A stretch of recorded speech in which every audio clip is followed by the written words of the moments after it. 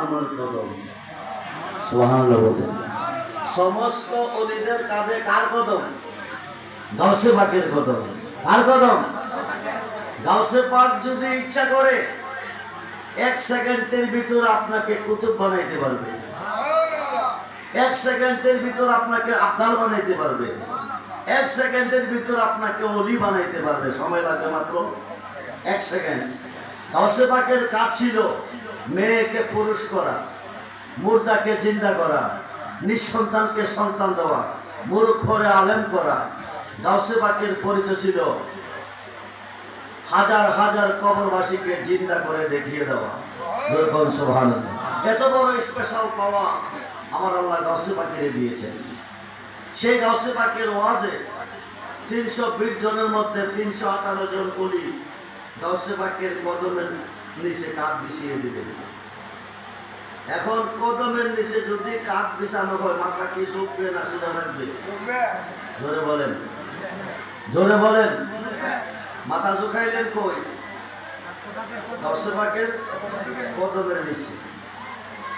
এই জমিনে সাজদা দিলে কিয়ামত পর্যন্ত জাহান্নাম ছাড়া জান্নাতের গন্ধ পাবেন না। তার কারণ হচ্ছে সৃষ্টিতে এমন কোনো জায়গা নাই ইবলিসে সাজদা না দিছে। সৃষ্টিতে এমন কোনো জায়গা নাই ইবলিসে সাজদা না দিছে। তো ইবলিসের যেখানে সাজদা দিছে, যিনি আওয়ামী লীগ করেন তিনি দলীয়ভাবে আওয়ামী লীগ, যিনি বিএনপি করেন তিনি দলীয়ভাবে, যিনি জাতীয় পার্টি করেন তিনি দলীয়ভাবে জাতীয় পার্টি। আপনি যদি ইবলিসের সাজদার জায়গার মধ্যে সাজদা দেন, আপনি ইবলিসের দলভুক্ত হয়ে গেলেন। কি হয়ে গেলেন? আপনি সাজদা দিবেন কোথায়? আপনার সাজদার জায়গাটা কোথায়? খুব মনোযোগ। আমরা ওয়াজ করি লাখো লাখো মানুষ, হাজার হাজার মানুষের সমাগমে। এই অল্প সংখ্যক মানুষের মাঝে বসলে আমাদের ওয়াজের কোনো সাইড আমরা বিষয়টা পাই না। তারপর আপনারা কিছু সংখ্যক মুসলমান বসেছেন, আমি আপনাদের মাঝে অল্প সময় কথা বলবো।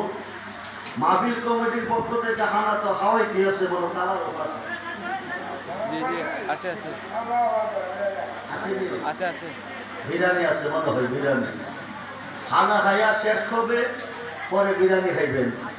আর যারা খাইয়া যাইতেছেন তারা ঠকতেছেন, পরেরটা পাইতেন না। যারা আছেন তারা বড়রা পাইবেন। কারণ মাহফিলের তাবারক নিয়ত করে হাইলে 36টা রোগের কাজ করে। তাবারকের প্রচলনটা আমার নবীজির মাধ্যমে হয়েছে। বলুন না ইয়া রাসূলুল্লাহ, বলুন না ইয়া রাসূলুল্লাহ। 320 জন ওলির সমাগমে বলতেছেন কাদামি হাজিহি, আমাদের দুঃখ কষ্ট কেন দূর হচ্ছে না, আমাদের অশান্তি কেন দূর হচ্ছে না, আমাদের বিপদ আপদ কেন দূর হচ্ছে না। আমরা যে গাছের তলে গেলে সমাধান পাবো সেই গাছের তলে যাইতে রাজি না, রাজি না। মন চাইতেছে কমলা খাবেন, আপনি কি জাম্বুরা গাছের তলে কমলা হতে পাবেন না? কমলা গাছের তলে যেতে হবে। কমলা গাছের তলে যেখানে গেলে আল্লাহরে পাবেন, সমাধান পাবেন, সেখানে যেতে হবে। সেই জায়গাটা কোথায়? খুব মনোযোগ। 320 জন অলির সমাগমে বলেছেন কাদামি হাজিহি আল্লাহ রাকাবাতে করলে অলি আল্লাহ। অর্থ হচ্ছে সমস্ত অলিদের কাঁধে আমার কদম। সঙ্গে সঙ্গে 318 জন, 300 কয়জন? 318 জন অলি গাউসে পাকের কদমের নিচে কাঁধ ছেড়ে দিলেন।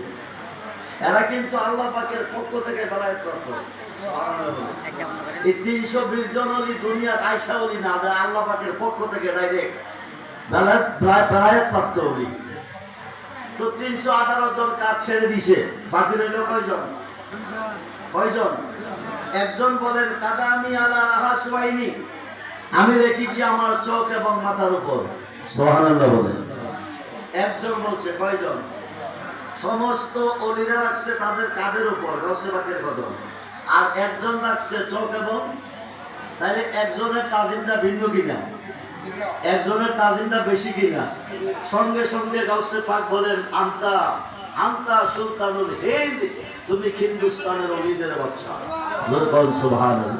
তিনি হচ্ছে খাজা মাইনুদ্দিন চিশতি আজমিরি চান্দার রাদিয়াল্লাহু তাআলা। তিনি একজন, তিনি ভক্ত, তিনি মুরিদ কুতুবউদ্দিন বখতিয়ার।